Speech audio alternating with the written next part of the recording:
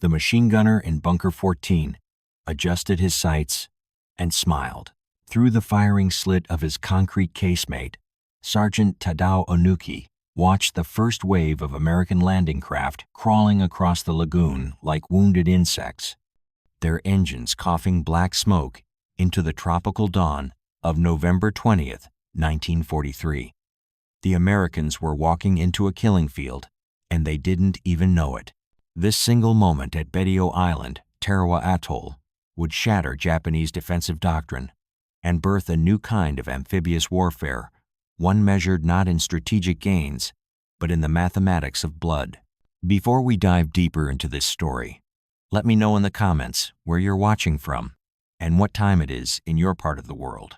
If this kind of historical deep dive interests you, hit that like button and subscribe for more untold stories from the Pacific War. The coral beneath the lagoon told a story that neither side fully understood. At low tide, this ancient reef became a death trap. At high tide, it was merely an obstacle. On this morning, the tide charts had lied.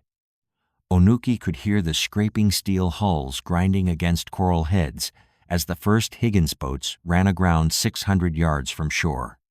The sound carried across the water like fingernails on glass, punctuated by the desperate revving of engines that would never free their boats from the reef's grip. From his position, Onuki commanded a perfect view of the killing field. Behind him, buried beneath tons of concrete and coral rubble, 2,600 Japanese defenders waited in interconnected bunkers that had taken 18 months to build. The Americans had spent 3 hours bombarding these positions with naval gunfire that made the earth shake and the air taste of cordite and pulverized coral.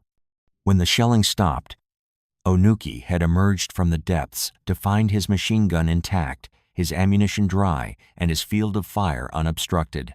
The first Marines were climbing out of their grounded boats now, dropping into chest-deep water that immediately soaked their ammunition pouches and made their rifles slippery in sweating hands.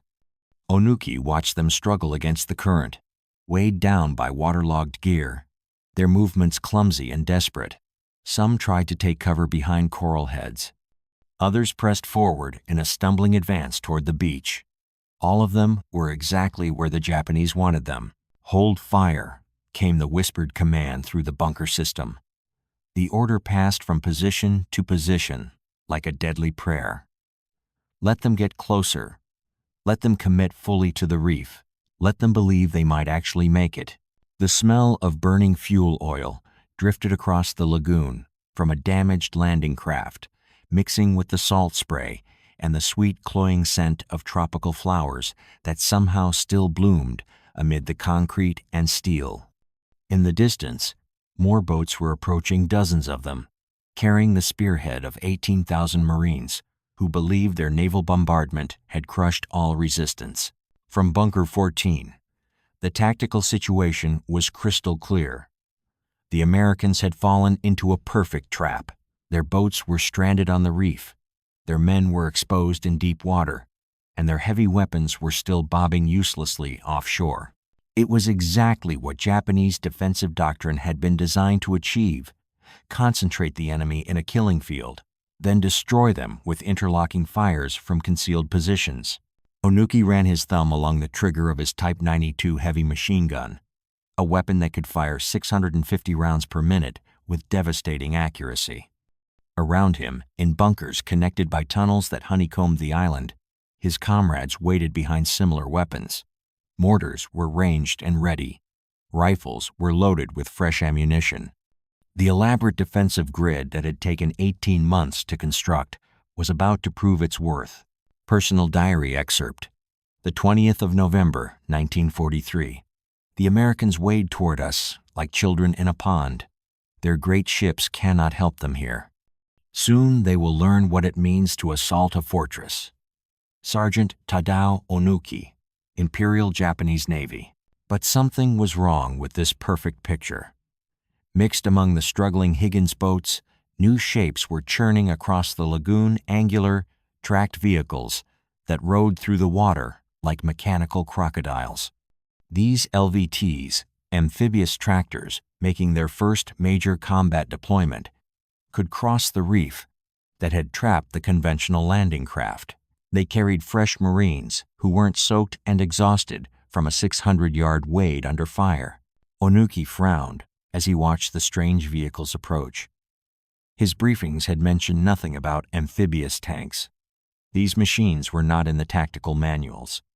They were climbing directly onto the reef, their tracks grinding against coral, carrying their human cargo straight toward the beach defenses. The perfect killing field was becoming complicated. What the Japanese defenders couldn't see was the revolution in American amphibious doctrine happening before their eyes. The LVTs represented months of painful lessons learned from previous Pacific operations, engineering solutions born from tactical necessity. While the Higgins boats remained trapped on the reef, delivering Marines into a deadly wade through deep water, these tracked vehicles would deliver their passengers directly onto the beach. Still, the defenders held their fire. Training overruled curiosity. Doctrine demanded patience. Let the enemy commit fully before revealing the trap. Let them believe they had a chance. The mathematics were still in Japan's favor. Thousands of yards of clear water, hundreds of exposed Americans, dozens of concealed machine guns with overlapping fields of fire. When the shooting started, the lagoon would become a slaughter pen. But as Sergeant Onuki watched those strange tracked vehicles grinding closer to his beach, he felt the first cold touch of doubt. Would his perfect trap prove perfect enough? At exactly 0913 hours, Sergeant Onuki's finger found his trigger and hell erupted across the lagoon. The staccato hammering of his Type 92 machine gun joined 25 other weapons in a symphony of destruction that shattered the tropical morning like breaking glass. The reef that had seemed like Japan's perfect ally was about to become America's most expensive teacher. The sound hit the Marines before the bullets did a mechanical chattering that echoed off the coral and mixed with the high-pitched whine of ricochets. Then came the impacts. Water geysers erupted around the struggling men as heavy machine gun rounds chopped the lagoon into foam. The Marines in the water had nowhere to hide. No cover except coral heads that offered protection to one man while exposing 10 others. Private First Class Robert Sherrod, a combat correspondent waiting with the assault troops, would later write that the water around him turned pink, then red, then crimson, as Marines fell by the dozens. The Japanese had waited with the patience of fishermen, allowing their prey to wade deeper into the killing field before springing the trap. The Higgins boats stranded on the reef became coffins. Marines who tried to shelter behind their grounded craft found that 36-foot plywood hulls offered no protection against concentrated machine gun fire. Bullets punched through the thin sides, sending splinters flying like additional shrapnel. Some boats simply disintegrated under the weight of fire, their crews and passengers spilling into the blood-warm water. But the LVTs, those strange tracked vehicles that had puzzled Onuki, were proving their worth. While conventional landing craft remained trapped 600 yards from shore, the amphibious tractors ground across the reef with mechanical determination. Their armor, though light, deflected small arms fire that would have shredded the Higgins boats. More importantly, they delivered Marines directly onto the beach instead of forcing them into that deadly wade. The smell of battle settled over the lagoon like a toxic fog cordite from thousands of rounds fired. Diesel fumes from struggling engines, the metallic tang of blood, and something else, the sweet, nauseating smell of men dying in tropical heat. Marines who reached the shallow water near the beach found themselves crawling over the bodies of earlier waves, the coral sand already soaked with American blood. Radio transmission, 09, 27 hours. Red Beach 2, this is Kingfish. Heavy casualties on the reef. Estimate 40% of first wave down. LVTs getting through. Higgins boats total loss. Request immediate fire support. Colonel David Shoup, 2nd Marine Regiment. The Japanese defensive plan was working exactly as designed, but with one critical flaw. The defenders had prepared for a conventional amphibious assault, where Marines would land together in coordinated waves. Instead, the combination of stranded boats and successful LVTs was delivering attackers in scattered groups that proved harder to suppress completely. From Bunker 14, Onuki could see the tactical picture developing. His machine gun had accounted for at least 15 Americans in the first 10 minutes of firing. Around him, similar weapons were cutting down Marines with methodical precision. The interlocking fields of fire created killing zones where no man could survive for more than seconds. Yet somehow, Marines were still reaching the beach. The LVTs that had seemed like minor threats were proving to be tactical game changers. These vehicles could not only cross the reef, but also provide covering fire with their mounted machine guns. As they discharged their passengers on the beach, they immediately became mobile pillboxes, suppressing Japanese positions, while more Marines sprinted across the sand to find what cover they could. The texture of battle was unlike anything the veterans had experienced. Coral, it turned out, behaved differently than sand when churned by explosions and blood. Instead of absorbing impacts, the hard surface sent fragments flying in every direction. Marines found their uniforms shredded not just by enemy fire, but by razor-sharp coral dust that cut exposed skin and infected minor wounds with tropical bacteria. The reef crossing had become a grotesque lottery. Marines in the water faced a choice between advancing into heavier fire or retreating across 600 yards of open lagoon. Most chose to press forward, using floating corpses as stepping stones, their boots slipping on blood-slick coral as machine gun rounds snapped overhead. What made the slaughter particularly devastating was the Japanese decision to concentrate fire on the center of the assault zone. Rather than spreading their defensive fires evenly, they had identified the most likely landing beaches and created dense killing fields that no amount of individual courage could overcome. Marines were dying not from tactical mistakes, but from walking into mathematical certainty. The first Medal of Honor of the battle was earned in these opening minutes. First Lieutenant Alexander Bonnyman Jr., leading a demolition team, watched his LVT take a direct hit from a mortar round 50 yards from shore. As the vehicle burned and sank, Bonnyman organized the survivors into a fighting unit, using the wreckage as cover, while calling for naval gunfire support against the bunkers that had destroyed his transport. The sound of battle was becoming a continuous roar that made communication nearly impossible. The crack of rifles, the hammering of machine guns, the whistle and crash of incoming mortars, and above it all, the screams of wounded men calling for corpsmen who were dying as fast as the riflemen they tried to save. But something was shifting in the tactical equation. While the Japanese had planned for a morning of target practice, they hadn't anticipated the sheer volume of American firepower that would eventually reach the beach. The Marines who survived the reef crossing carried more than just rifles. They brought mortars, flamethrowers, demolition charges, and most importantly, radios that could call down naval gunfire with increasing accuracy. The perfect killing field was about to become a two-way street. Were the Japanese defenders about to discover that their concrete bunkers, so effective against pre-landing bombardment, might not withstand the focused fury of American close assault tactics?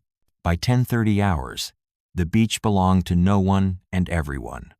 Marines hugged the sand behind whatever cover they could find. Shattered palm logs, coral boulders, the twisted metal of destroyed LVTs, while Japanese machine guns swept the shoreline in methodical arcs of death. This was where amphibious warfare would either evolve or die, measured in the brutal mathematics of bunker-to-bunker combat.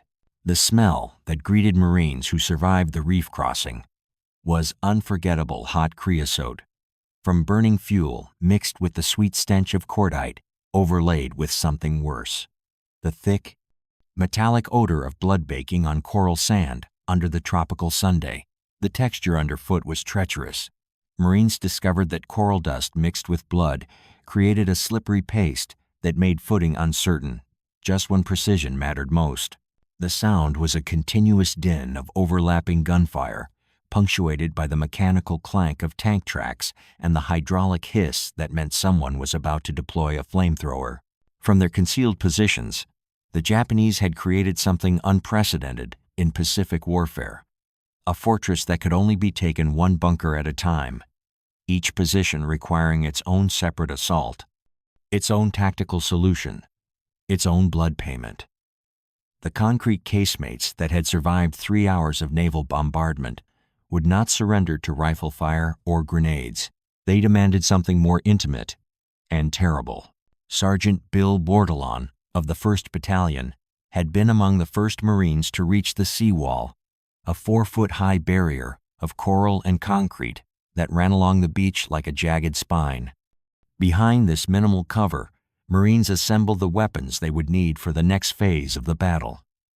Satchel charges packed with composition explosives, portable flamethrowers that could shoot liquid fire 40 yards, and Bangalore torpedoes designed to blast through wire obstacles. The flamethrower teams moved first. These 2-man units, one operator carrying 70 pounds of fuel and equipment, one assistant gunner providing security, represented the Marines' answer to Japanese bunker tactics. The weapon itself was brutally simple. Pressurized fuel tanks fed a nozzle that could paint any target with burning napalm that stuck to concrete, steel, and human flesh with equal tenacity. After action report, 3rd Platoon, Company G, Bunker Complex, at grid reference 127 to 334, required 4 separate flamethrower attacks and 16 satchel charges. Estimated 25 enemy KIA, took 47 minutes to clear. Platoon casualties: 6 KIA, 14 WIA. 1st Lieutenant Norman Thomas, the 20th of November, 1943. The Japanese had designed their defensive positions with diabolical intelligence. Each bunker was constructed to support its neighbors, creating interlocking fields of fire that made it nearly impossible to assault one position without exposing attackers to crossfire from others. The concrete walls were thick enough to absorb direct hits from naval artillery, but the real genius lay in the firing port's narrow slits that allowed defenders to shoot out while providing minimal target area for return fire. What the defenders hadn't anticipated was the psychological impact of American close assault weapons. The sound of a flamethrower igniting was unlike anything in conventional warfare. A deep whoosh, followed by the roar of burning fuel that could be heard over the din of battle.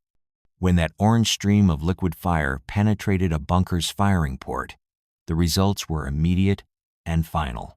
Marine demolition teams worked with methodical courage that bordered on madness. Approaching each bunker required a careful choreography of covering fire, movement, and timing. While riflemen and machine gunners suppressed the firing ports, demolition specialists would sprint across open ground carrying 40-pound satchel charges. The key was getting close enough to place the explosives against the bunker wall without exposing oneself to fire from neighboring positions. The underground tunnel system connecting Japanese positions meant that clearing one bunker didn't necessarily secure the area. Marines would fight their way into a position only to discover that defenders could retreat through hidden passages and reoccupy the same bunker from a different entrance. This led to a new tactical evolution. Marines began using captured positions as bases for attacking the next objective, gradually expanding their foothold through systematic destruction. The texture of bunker warfare was claustrophobic and brutal. Inside the concrete casemates, the air was thick with concrete dust, cordite smoke, and the acrid smell of burning fuel. Visibility was measured in feet rather than yards. Combat became intensely personal. Marines and Japanese defenders sometimes fought hand-to-hand in spaces so confined that rifles were useless, and men died with knives and bayonets. Tank support proved crucial but limited.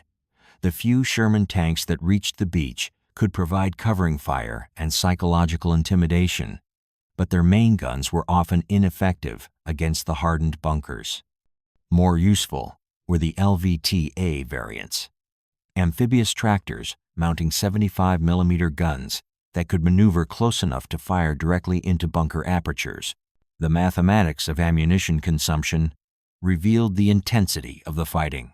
Individual Marines were carrying basic loads of 120 rounds for their M1 rifles, 48 rounds for their carbines, and as many grenades as they could carry. By noon, many units had exhausted their basic load and were scavenging ammunition from casualties. Supply parties trying to bring fresh ammunition across the beach faced the same deadly gauntlet that had claimed so many in the morning assault. Blood painted the sand crimson. The Japanese response to American bunker-busting tactics revealed both tactical sophistication and fatal inflexibility. Defenders who found their positions under direct assault would often trigger prepared demolitions, destroying their own bunkers rather than allowing Marines to capture intact positions. This scorched earth approach denied the Americans any tactical advantage from captured positions, while ensuring that every advance required maximum effort. What American planners hadn't fully appreciated was the psychological dimension of bunker warfare. Marines who survived the reef crossing and beach assault now faced a different kind of terror. The knowledge that every yard of ground ahead contained hidden defenders waiting in concrete tombs. The island was only 118 hectares, roughly the size of 3 city blocks, but clearing it would require house to house, room to room, fighting at its most brutal level.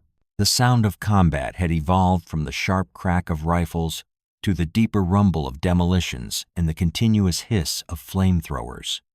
Marines developed new tactical signals, hand gestures that could communicate bunker ahead, prepare satchel charge, or flamethrower moving up, without alerting defenders to American intentions. By mid-afternoon, the pattern was established. Identify bunker, suppress firing ports, advance demolition team, place charges, detonate, clear interior, move to next objective. Each iteration cost time, ammunition, and lives. The Japanese had created a defensive system that couldn't be bypassed or outmaneuvered. It could only be destroyed, one position at a time, through the sustained application of American firepower and Marine courage. But as the sun reached its zenith over Betio Island, both sides were learning that courage and firepower might not be enough. The Japanese had designed their fortress to be fought to the last man. The Marines were discovering just how expensive that last man might prove to be. How many bunkers could be cleared before the assault force bled itself to death on the coral? And what would happen when night fell over an island where no position was truly secure? At 16:30 hours on November 23rd, the last Japanese machine gun fell silent on Betio Island. The sound that followed was worse than any gunfire, the low moans of wounded men scattered across coral sand that had been transformed into a charnel house stretching from reef to runway. This victory would reshape how America fought the Pacific War, but the price paid in blood would haunt Marine Corps doctrine for generations. The smell that greeted the burial details was indescribable. A mixture of cordite residue, diesel fuel, tropical decay, and death that had been baking under the equatorial sun for 76 hours. The texture underfoot told the story of what modern warfare could do to human flesh. Marines walked across sand that squelched with bodily fluids, coral fragments that had been stained permanent brown, and concrete debris mixed with material that had once been living men. The sound was an eerie quiet, broken only by the buzz of flies, the distant rumble of supply boats, finally able to approach the pier, and the occasional crack of isolated sniper fire from Japanese holdouts who preferred death to surrender. Colonel David Shoup, commander of the assault force, stood among the ruins of what had been Bunker 14 Sergeant Onuki's position and tried to comprehend the mathematics of victory. 1,009 Marines dead, 2,101 wounded. Against an enemy force of roughly 2,600 defenders, 99% of whom had died at their posts rather than surrender. The numbers defied tactical logic. In 3 days of fighting, the 2nd Marine Division had suffered casualty rates that approached 50% in some units. Companies that had landed with full strength were reduced to squad-sized elements. The 3rd Battalion, 8th Marines, had been virtually destroyed as a fighting unit. For every yard of ground captured, the Marines had paid in blood that would make Tarawa synonymous with amphibious warfare's most expensive lessons. But the lessons themselves would prove invaluable. Within hours of securing the island, Marine Corps planners were already rewriting Amphibious doctrine based on what they had learned. The LVTs that had seemed like experimental vehicles on November 20th were now recognized as essential equipment for reef-bound operations. Future assaults would require 10 times as many amphibious tractors, better coordination between naval gunfire and ground assault, and reconnaissance that could accurately predict tide conditions and reef configurations. Personal letter. The 25th of November, 1943. Dear Mother, we took the island, but I cannot say we won. Half my company is gone. The boys who died on the reef will never see home. We learned how to fight on coral, but the tuition was paid in American blood.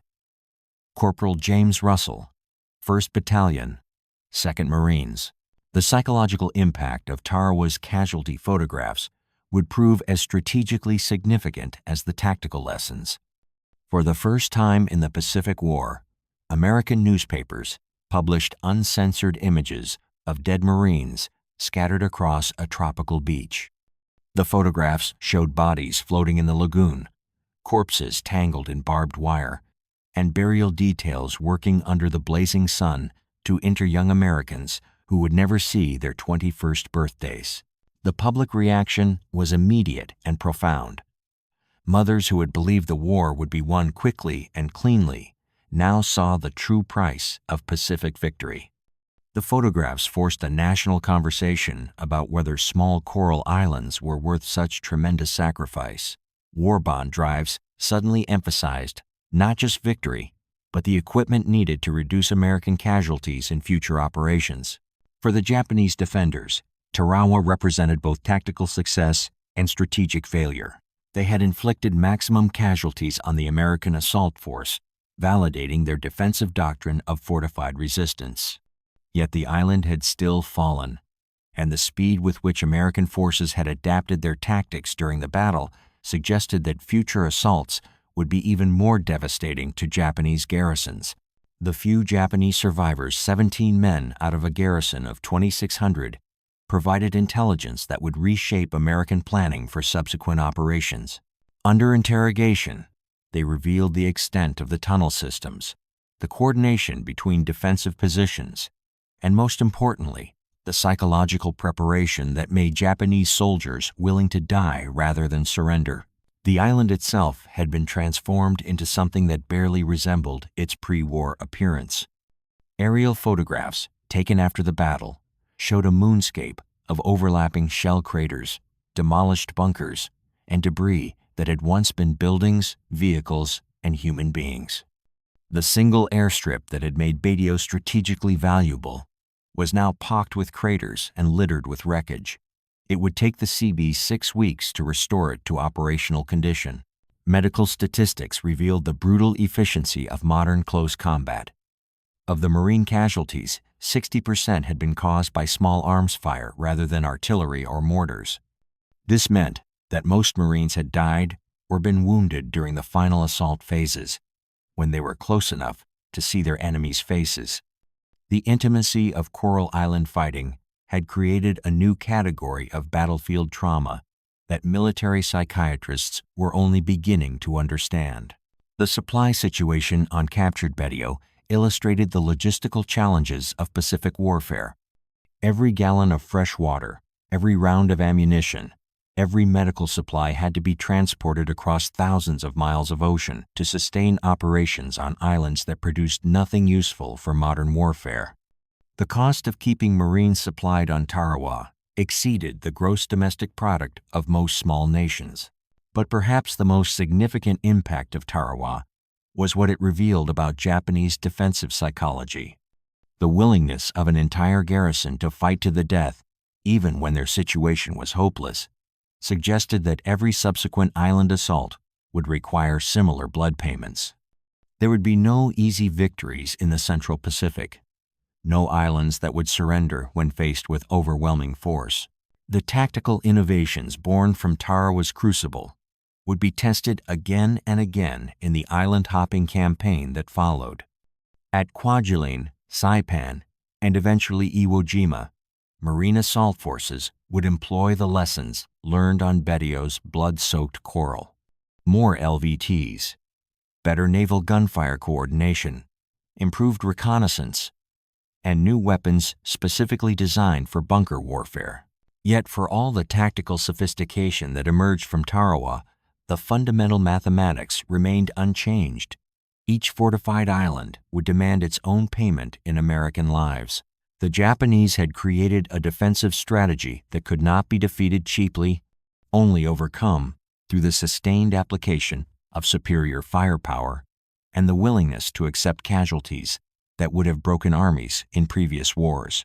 The Marines who survived Tarawa carried with them not just tactical knowledge, but psychological scars that would influence American strategy for the remainder of the Pacific War.